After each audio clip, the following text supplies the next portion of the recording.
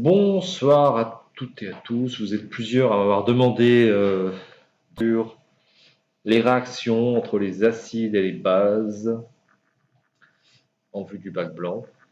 Je propose l'exercice suivant, vous l'avez sous les yeux. Un arrêt sur image vous permet de voir l'énoncé et éventuellement de répondre aux questions. On introduit 1,010-2 mol d'acide dans une fiole d'1 litre. Simple niveau seconde de calculer la masse d'acide éthanoïque à introduire dans la fiole. Je vous demande, niveau première, terminer l'équation de la réaction qui a lieu lorsque on réalise cette solution, qui aura un volume final d'1 litre. Question niveau terminal, de déterminer le pH de la solution. Pour cela, je vous donne le pK du couple. Vous pouvez faire un arrêt sur image et essayer de répondre aux questions en 20 minutes. Je vous demande de me proposer une méthode pour vérifier que la solution a bien la concentration une concentration en soluté apportée de 1,010-2 mol par litre. Alors je vais maintenant résoudre la première partie. Je rappelle que visionner cette vidéo n'a aucun intérêt si vous n'avez pas essayé par vous-même de trouver la solution. D'accord ? C'est le fameux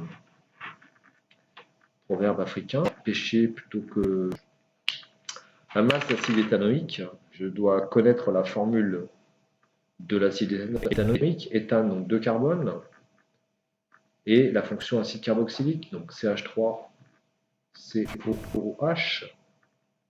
Pour trouver la masse petit m d'acide éthanoïque, je fais petit m égale petit n fois grand M.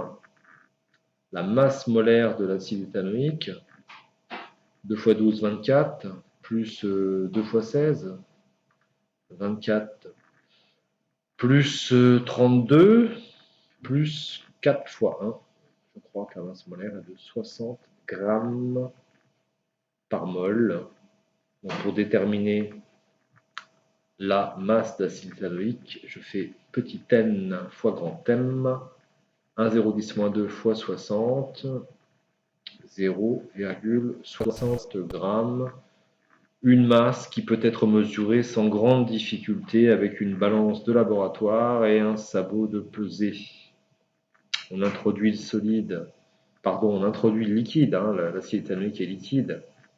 Ce liquide pur, on l'introduit dans la fiole, on complète avec de l'eau, je passe sur les détails de la préparation de la solution, j'obtiens une solution qui a pour concentration en soluté apportée 1,010-2 mol par litre.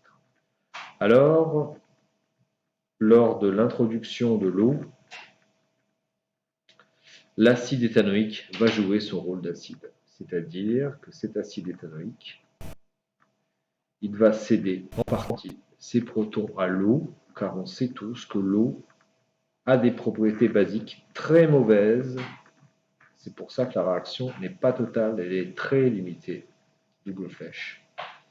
L'acide éthanoïque une partie de ses protons, une partie des protons pour donner l'ion oxonium.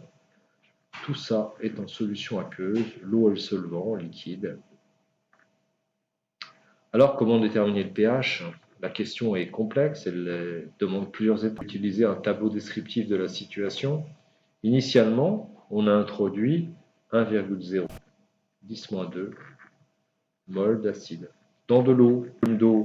En fait, on a quasiment ajouté 1 litre d'eau, on a quasiment ajouté 1000 grammes d'eau. On a introduit 56 mol d'eau. 56 mol comparé à 0,01, évidemment, le solvant est en excès, je ne ferai aucun calcul. L'espèce limitante éventuelle sera l'acide éthanoïque. Je n'ai pas introduit d'ion éthanoate, je n'ai pas introduit d'ion oxonium. Quand ma solution est prête, 1,010-2 moins x final, aucun calcul. Alors, si je veux connaître le pH, je dois connaître la concentration en H3O+. Pour connaître la concentration en H3O+, je dois connaître XF. Et on me donne le pK. Je pars de la définition d'un couple acide-base est égal à la concentration en H3O+, dans ma solution, fois la concentration de la base,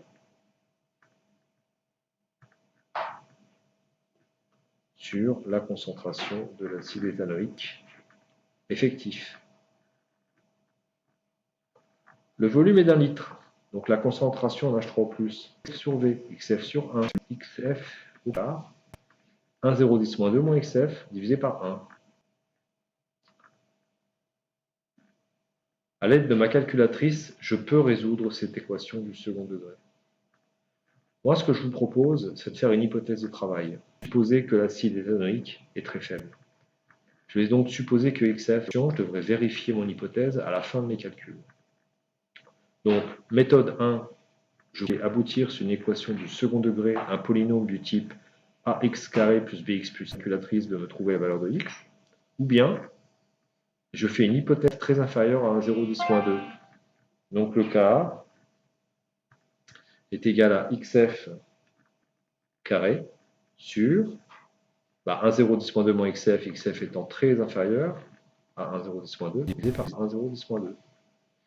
Donc j'ai xf carré qui est égal à Ka fois 1,010.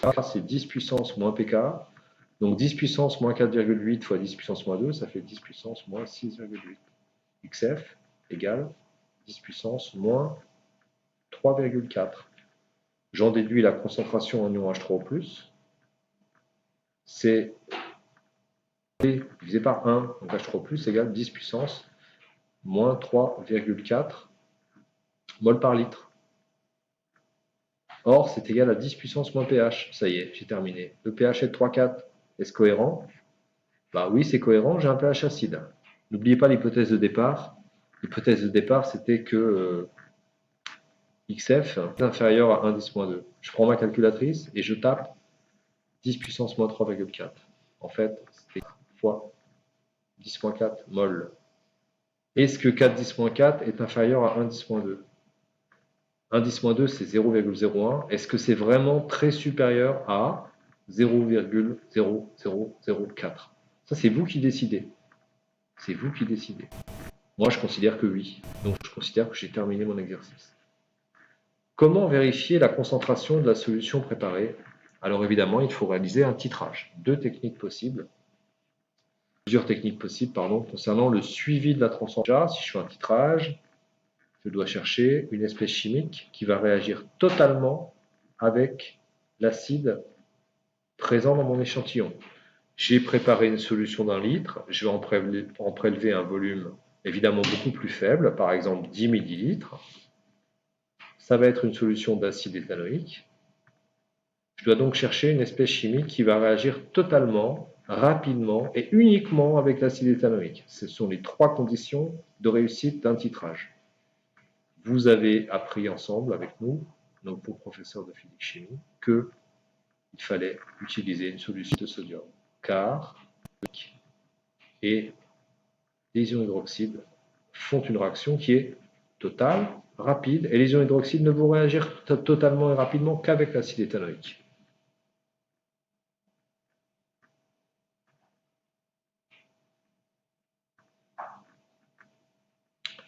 On peut réaliser de manière traditionnelle un suivi pH métrique. Donc, mon montage est incomplet, mon petit croquis est incomplet, j'ai besoin d'introduire une sonde pH métrique et mesurer le pH en fonction du volume de soude, donc de base versée. Initialement, le pH est très acide. Pour le volume proche de l'équivalence, j'ai un saut de pH, puis ensuite, après l'équivalence, j'ai dans ma solution, j'ai dans mon bécher, une d'éthanoate de sodium, donc une solution qui aura un pH basique. Grâce à la méthode des tangentes, une tangente au niveau du premier, juste avant l'équivalence, avec mon équerre, je trace la perpendiculaire, toujours avec mon équerre, je trace en baissant mon équerre, tangente. Ce segment, j'en déduis le milieu.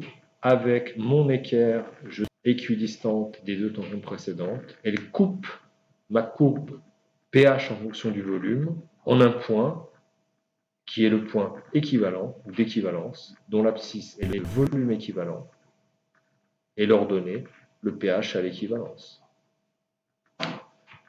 Équivalence signifie que pour ce volume versé, la quantité de HO- versée sera égale à la quantité d'acide initialement présent dans mon bécher.